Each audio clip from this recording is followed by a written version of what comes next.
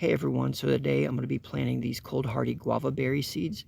I got these from Cody Cove Farm. The guava berries are from a more southern part of South America. I guess it's beyond the tropics, maybe a subtropical area. And so they can handle some of our weather that we have here in Central Florida. So I'm in Zone 9B.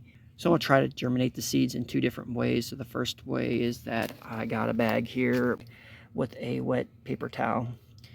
And it's moist. You just wet it and then you kind of just wring out the excess water. What I'm gonna do is I'm gonna put, there's 20 seeds, I'm gonna put 10 of the seeds in here, and then the others I'm gonna pot them up, and I'll show you the potting mix that I'm gonna attempt to use to see if I can't get them to germinate. So either way, hopefully one of these works. Got that all bagged up, ready to go. You can see some of the seeds there on the top. Happy New Year, by the way, January 1st, 2023. And we'll see if we can't get these to germinate. So for potting it, what I'm going to do is I'm going to mix up some organic seed starter, some of this Pure Light here, and for the Pure Light, I put that in there because it adds some aeration. The jungle mix here, potting soil, mostly it's going to consist of the potting soil. So there's not going to be an exact science. I'm not even really doing this based on expertise. It's just kind of what I've gone with, and it seems like it's done okay for me.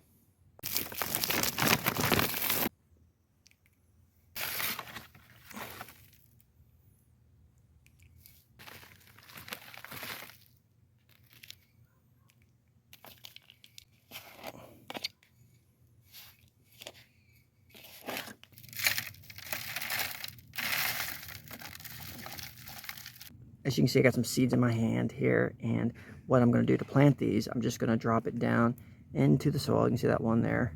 So dropped it down in the soil, and then I'm just going to kind of press it in there a little bit, and put a little bit of soil over it, and then I'll just put some water on it.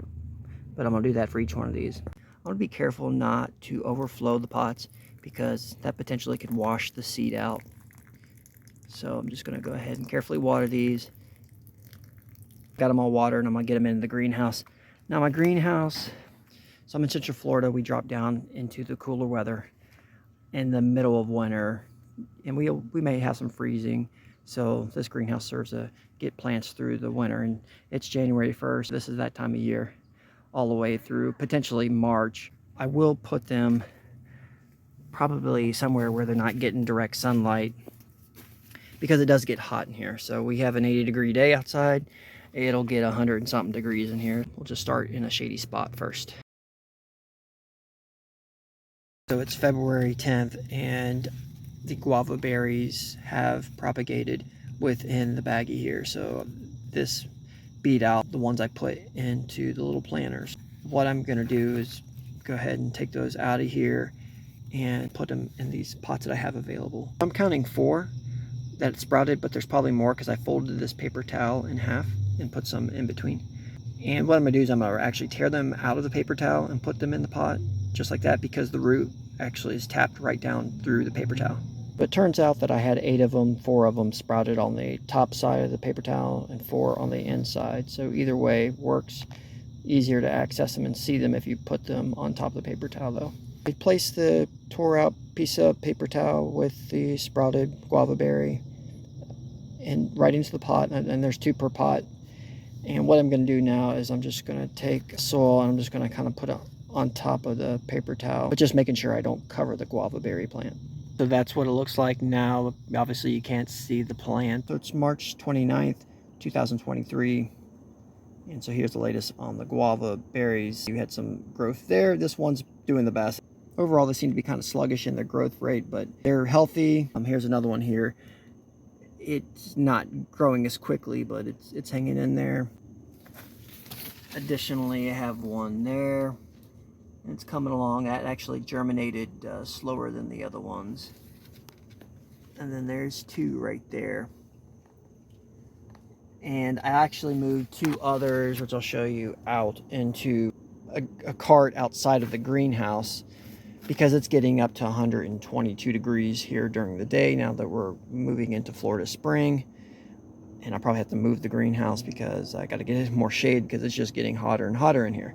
If the one outside of the greenhouse seems to be performing better, then I'll do the same for the rest of them. I went ahead and just moved these 2 in this pot here into a cart outside of my greenhouse. I'm going to keep them in the porch where they don't have direct sunlight, and just give them opportunity to have lower temperatures and maybe just get a chance to develop.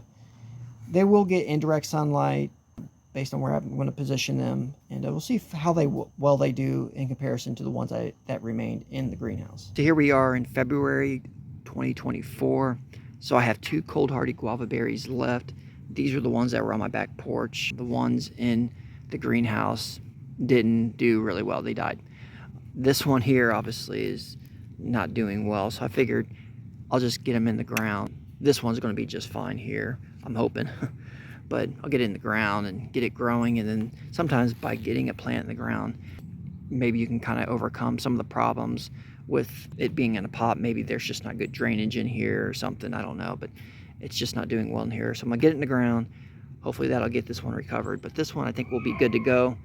At least I had one of them turn out successfully. But what I'm gonna do here is I got a hole dug, and I'm gonna put them in this row here with some other plants. Now the hole, I don't dig it real deep, just here's my hand so you can see kind of a reference. And the reason for that is I usually bring the plant above the ground so there's good drainage. There'll be mulch up to it. I'm gonna backfill it. I'm not putting anything in here. What I will do is have mulch on top. It'll hold the moisture in, and I'll probably put some chicken manure around it and that kind of thing. But it's a young plant. I don't want raccoons coming in here and digging into the hole if you put a bunch of chicken manure or something like that in there. Okay, so I got some cardboard around it and got the mulch. I'll go ahead and get some of this mulch spread around here. The point of the cardboard is really just as a weed barrier. Stuff tries to pop through, it's just not going to have any success, it'll die. And the other thing is that it also helps hold moisture.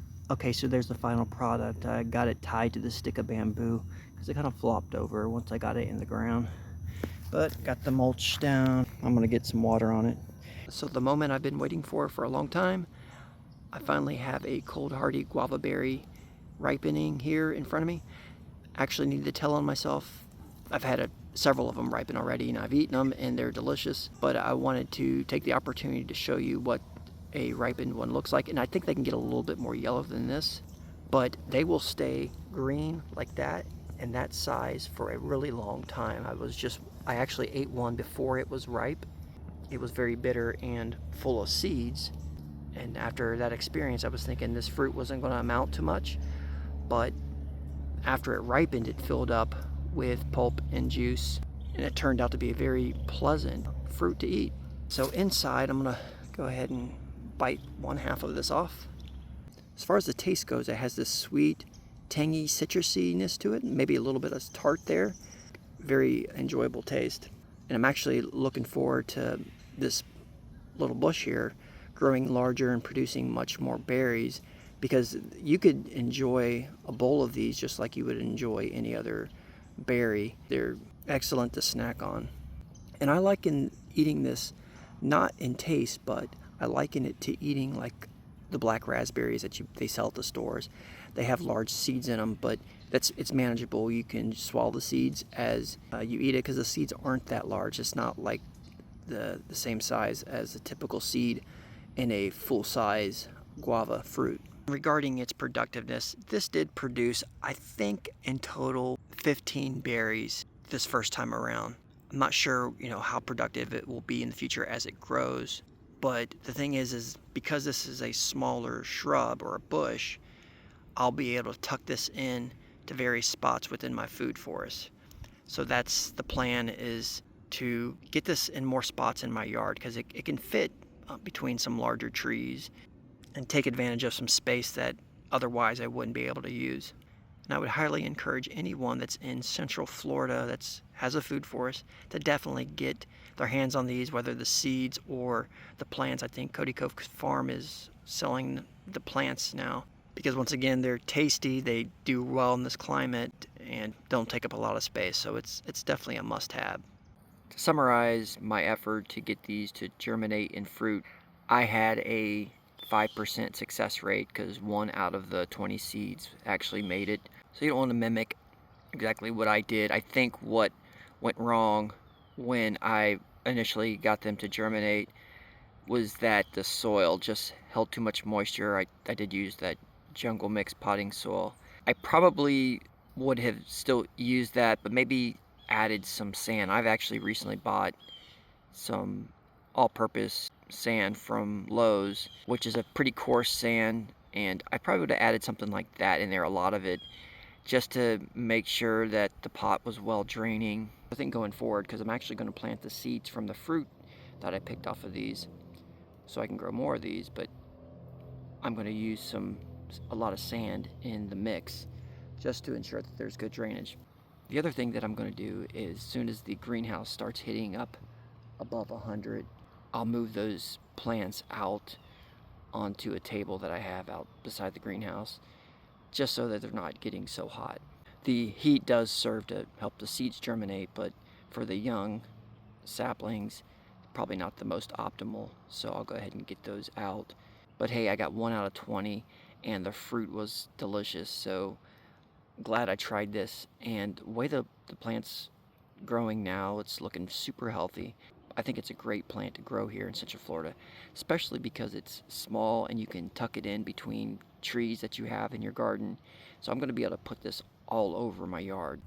Anyways, I hope you enjoyed my journey in growing this from seed and growing it to fruit. Thanks for watching, and God bless.